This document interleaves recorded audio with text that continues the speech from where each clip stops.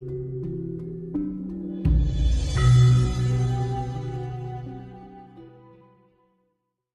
perputaran waktu, kesemerawutan manusia dihantui dengan hidup yang semerawut, hidup yang khawatir. Makanya pesan leluhur hanya 3. Ojo kagetan, ojo gumunan, ojo khawatir. Nah, 3-tiganya itu dilupakan oleh regenerasi kita. Nah, di era sekarang itu udah ngalami kalau tidak. Zaman ini dan serba khawatir, serba serabut, dan lebih ekstrimnya hidupnya selalu berkompetisi, Mas. Mengejar kekayaan dan menghalalkan.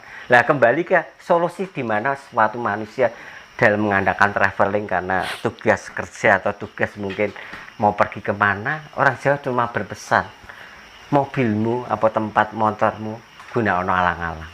Itu sederhana sekali. Mobilmu atau motormu taruh alang-alang. Bisa sekolah akar sampai daunnya atau hanya daunnya. Filosofisnya apa? Filosofinya apa Pak Sugeng? Wah, ini kalau saya ceritakan panjang, Mas. Disingkat aja. Entek-entekan sak buku rampung. Itu karena ini menceritakan sebuah manuskrip. Dan manuskrip itu cerita itu ada di Candi Sukuh. Candi semua yang berbau Mojopahit hampir semua domainnya ada cerita ini namanya Samudra Mantana. Di mana Tirta Amerta. Tirta Amerta menceritakan tentang Garudia. Nah, Garudia itu membawa Tirta Amerta, kemudian Tirta Amerta itu tercecer di pohon ilalang, Mas. Karena Tirta Amerta adalah tumbuhan abadi. Manusia ingin langgeng abadi, kena Tirta Amerta. Itu sehingga alang-alang itu adalah vibrasi dari Tirta Amerta. Itu mitologi dari Samudra Mantana. Jangan digadukkan keyakinan lain, karena nyambung. Mas, aku juga sebuah manuskrip yang ceritanya seperti itu. Makanya sampai sekarang orang Jawa mempercayai bahwa alang-alang itu adalah sebagai tolak bala yang sangat efektif. Makanya dalam kehidupan orang Jawa, nandur ning alang-alang ning pajubat limo pancer nek wong lawas sithik wajib, Mas. Ora gur tebu, ora gur kelor, ora gur gadik, ora kelor. Alang-alang dipakai di situ. Itu kan kalau untuk perjalanan supaya selamat, Pak Sugeng. Kalau misalnya pas di rumah bagaimana, Pak Sugeng? Sama saja di depan pintu, Mas. Syukur-syukur nandur saja di depan dikasih pot rumput yang mudah hidup ya, Mas. Dikasih rumput yang udah hidup maksudnya gimana? Alang-alang itu ditancapkan saja hidup, Mas. Karena rumput alang-alang itu sejenis rumput, Mas. Alang-alang ya Mas berarti ya. Oke. Mudah sekali. Taruh aja tandur aja depan. Tandur aja di depan rumah. Syukur-syukur mengelilingi rumah lah. Pajuban lima pancernya dari timur, selatan, barat, atau utara dipakai. Oke, itu solusi konkret teman-teman semuanya dari Pak Sugeng supaya kemudian terbebas dari berbagai macam jenis musibah ya, tolak balaknya dengan nandur alang-alang di depan rumah, atau kalau misalnya bepergian jauh ya di mobil atau di motor taruh alang-alang ya, diselipno nang ndi ngono lho ya Pak Sugeng ya. Bisa. Rasanya tetapi ini gitu ya. Juga metodologi yang bukan berarti aku tidak percaya dengan metode orang lama, tapi minimal selain itu memang hidup kita harus eling waspada, Mas. Yang paling penting kepada mikronya jiwa kita. Eling waspodonya itu. Eling waspodonya dalam hidup kita. Kita nganggo kuwi tapi uripe ngawur dadi kaya wong edan keblinger ya padha wae, Mas, disasak oleh alam kan. Akhirnya. Faktor primernya justru yang eling waspodonya. Eling waspodonya itu dalam hidup. Oke, siap. Ya. Kemudian hari ini saya butuh waktu agak banyak Pak dengan jenengan karena banyak pertanyaan dari saudara-saudara kita khususnya dari Jakarta nih Pak. Iya. Banyak tadi gebok. Oke, dari terkait dengan kalau Serat Kolotido itu sebenarnya secara substantifnya kira-kira itu siapa yang nulis, terus esensinya bagaimana Pak Sugeng? Kolotido, semua karya beliau ya, Ronggo Warsito itu semua menggunakan kata kala, Mas. Itu depan rumah saya ini kala, Mas. Tak nggo simbol. Atas loh. Ini atas, Mas. Oh iya. Itu kalau, Mas. Nah, mengapa kamu kalau pergi ke candi di namanya dua pintu atau namanya Koryagung atau Paduraksa, selalu nganggo simbol itu jame wong Jawa. Artinya orang Jawa itu betara paling tinggi teologi ajaran itu yang Bathara Kala, Mas. Diwani waktu. Karena apapun di situ orang baik, orang jelek apapun tidak bisa menghilangkan itu, akan dibelas oleh waktu. Makanya waktu adalah penting. Makanya di Kolotida itu memberikan peringatan bahwa 24 jam dibagi 8. 8 bekerja, 8 untuk tidur. 8 jamnya pokoknya tafakur, wis kontemplasi. Belum koreksi diri dalam hidupmu. Nah itu nih digunakan. Makanya nganggo simbol kalau mangkoro atau mangkoro itu sendiri dipakai, Mas. Makanya Ronggo Warsito mengadopsi kata kala itu. Karena kala itu abadi. Semua orang akan terlibat hitungan detik menit. Kalau kita iling dan waspada terhadap Kolotida waktu yang perputaran cakra mawilingan tadi akan selamat, Mas. Karena detik menit manusia kedunungan telu. Lali, silang, lan apes. Lali, luput, lan apes. Nah, apes iki lho, Mas. Kadang-kadang nek awake dhewe lupa kan kena, Mas. Maka dikasih banding dengan waktu itu. Selalu iling waspada, paling jam tak bagi minimal 8 jamku untuk kontemplasi lah, mulasari loh.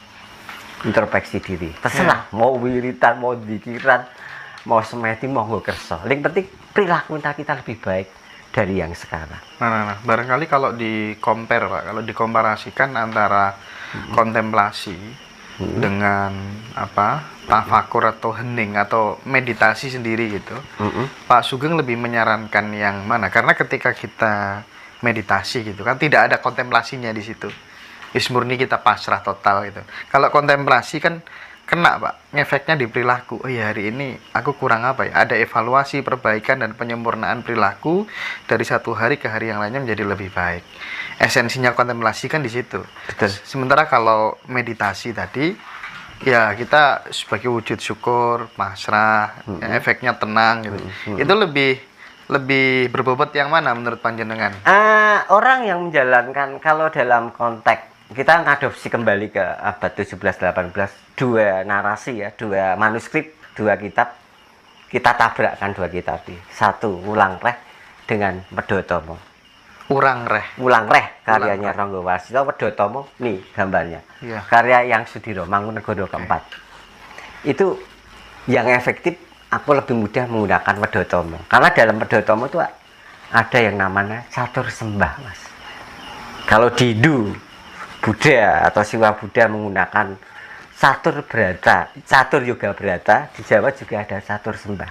Di Islam ada syariat, thariqat, hakikat, marifat, di Jawa juga ada sembah rogo, sembah cipto, sembah jiwa, kalau sembah rasa. Itu tahapan ning jenengan ngendikan dari perenungan sampai ke aplikasi itu di 4 sembah itu. Bisa kita babarkan satu persatu bisa. Oke.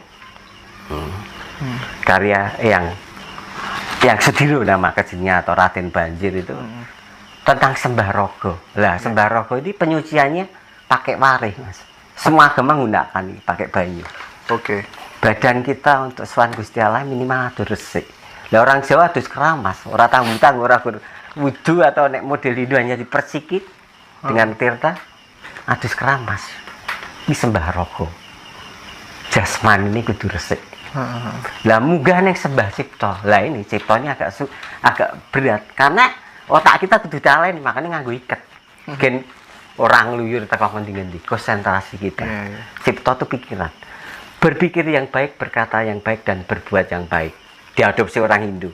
Trikaya Parisuddha namanya. Berpikir yang baik, berbuat baik dan berkata yang baik. Itu dilakukan dalam hidup menggunakan cipta. Lah jiwa hubungannya dengan hati. Hidupmu gunakan dengan hati, otomatis aplikasinya oke jujuri. Kembali ke rasa, ini yang angel dikandake. Karena rasa itu semua harus membuang. Kepala dipenggal, ngisor pusat ditugel. Artinya hanya menggunakan hati. Tidak rasional, tapi ini yang murni nek rasa ini. Karena rasa itu tersambungkan dengan vibrasi suwung atau vibrasi dari Tuhan itu sendiri. Mulai menggunakan pranayama, menggunakan rasa, akhirnya pengaturan napas, arahnya ke wis manekung itu semedi ya, itu sedakep sak luku juga nutupi bawaan songo, hangenipke citra ndurya, lanut laskitani hirawana. Artinya pernapasan terhadap hidung itu diperhatikan. Itu sudah menggunakan rasa. Iki tegene masuk. Tegene Luar biasa. Jadi 4 ini efektif bagi orang Jawa. Nek kamu ingin belajar tentang memahami hidup ya 4 sembah ini aplikasikan dalam hidup. Sangat mudah sebetulnya dalam hidup. Tidak terlalu banyak metodologi. Kudu ngene ndak. Orang Jawa tidak mewajibkan. Kalau udah mewajibkan ini sebuah doktrin. Gitu. Doktrin ya. Nah, Ada kepentingan. ada kepentingan. Tapi nek seyogianya kamu menyarankan lakon seperti itu. Sebaiknya seperti itu. Mbok lakoni monggo, ora mbok lakoni lakon mbok wong nandur bakal iku. Kebiasaan kan sederhana seperti itu. Oke. Monggo rokokan dulu Mas. Iya. Saya lanjutkan terkait dengan ini satu hal yang banyak kan orang memberikan konsep tentang Tuhan dan antara satu guru dengan guru yang lainnya terkadang berbeda-beda begitu ya. Tapi kalau menurut pakem Jawa sendiri gitu, hakikat Tuhan gitu, menurut orang Jawa. Sebelum kita bicara tentang hakikat Jawa, kita harus mengetahui apa toh artinya Jawa itu. Hakikat Tuhan menurut orang Jawa. Nah, hakikat Tuhan menurut orang Jawa. Sebelum kita menjawab tentang hakikat Tuhan, kita tahu dulu Jawa. Apa toh jenenge Jawa itu? Apa sebuah kepulauan? Ternyata tidak, Mas. Enggak. Leluhur kita itu memberikan artian Jawa. Jawa itu makna filosofinya berarti orang yang memahami tentang makna hidupnya, filosofi uripnya. Makanya dalam Jawa itu kalau kita diadopsi dalam bahasa Sanskerta ada kata Arjawan. Arjawan itu artinya orang yang rendah hati dan jujur. Leluhur kita memberi kata Jawa, diharapkan keturunan itu rendah hati dan jujur. Nah, dari kata Jawa itu sendiri. Oke. Sehingga nek wong Jawa mbiyen mbok katakan orang Jawa mesti ngamuk. Dianggap orang yang tidak punya moralitas, orang disusila. Nek saiki kan orang mudeng ya dianggap angin lalu, tapi wong mbiyen mesti ngamuk. Berarti aku orang disusila, orang di moralitas. Kuwi orang Jawa. Karena cara Jawa itu orang memahami tentang hidupnya, perilaku hidupnya, kata Jawa itu. Terus kemudian hakikat Tuhan menurut orang Jawa itu sangkan paraning dumadi. Sangkan itu asal muasal yang terjadi. Angel loh. Jadi urip ling gawe urip karo ling urip ling uripi lang gawe urip. Lah orang Jawa dalam kosmologi ini dituntut kon goleki ling gawe urip. Ketemu ora kira-kira Mas Indra? Kon goleki ling gawe urip. Kon goleki Gusti Allah loh. Dalam konteks sangkan paraning dumadi itu. Itu hakikat Tuhan menurut orang Jawa. Kira-kira ketemu enggak? Wong Jawa kon goleki Gusti Allah. Ketemu ora kira-kira? Menurut Mas Indra ketemu enggak? Susah ya Pak? Ya susah. Tapi endingnya ketemu Mas. Gandeng ketemu, orang Jawa tidak bisa memberikan sebuah ulasan. Dia mengatakan, tan kena kinaya ngopo.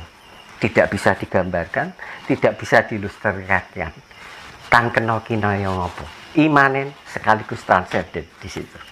Jadi Gusti Allah bisa digambarkan ternyata dengan kata-kata. Kenapa nggak bilang nggak ketemu aja kalau nggak bisa digambarkan? Makanya dia pakai simbolisme tan kenal kinaya ngopo. Gusti Allah ora iso disepetikan seperti itu. Artinya untuk tahapan memberikan bentuk atau gambar itu udah salah. Apalagi melestarikan ini bentuknya kotak-kotak atau bentuknya bulat, salah besar. Makanya dengan dalih tan kenal kinaya ngopo mau Gusti Allah mung sak juga tan kinembaran. Gusti Allah hanya satu, tidak ada duanya. Pemahaman orang Jawa memahami tentang hakikat Tuhan menurut orang Jawa.